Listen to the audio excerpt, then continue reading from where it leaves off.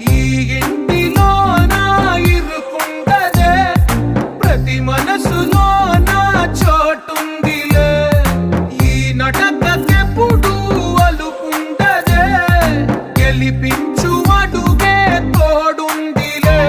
విడివిడిగా వీళ్ళు పదాలే ఒకటైన వాక్యమల్లే ఒక తీయటి అర్థం చెప్పారుగా.